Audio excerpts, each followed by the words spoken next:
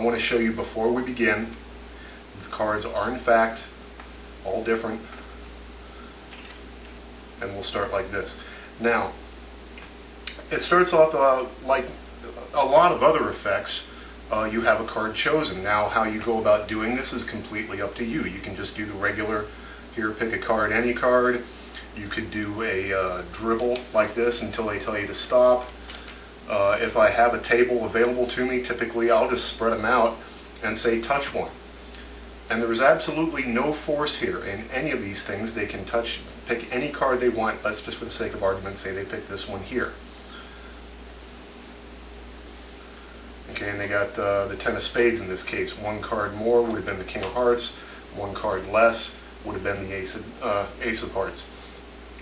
Now, people typically ask me, what is the difference between magic and sleight of hand? I'm going to see if I can demonstrate for you. This is sleight of hand. Alright. Conversely, this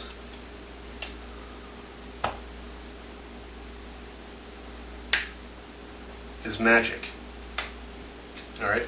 Now, you can go through any number of things with this. You can have the deck shuffled. You can do any series of cuts that you want.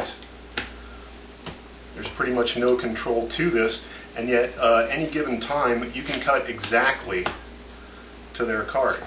Okay?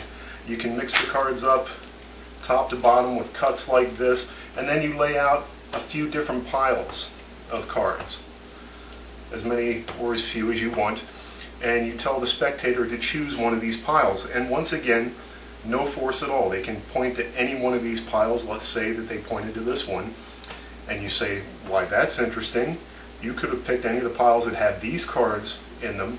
You just happened to pick the one that had your Ten of Spades on top. Once again, you can shuffle or cut however you want. You can set the cards down and tell the spectator themselves to cut the cards without your help, and they'll reach over and cut right to their card. Again, one card too few, you would have missed it. One card too many, you would have missed it. Okay.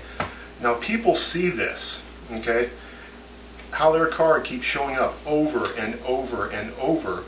They start to think, like I said at the beginning, they start to think every card in the deck is the same card. But that's why I showed you at the beginning.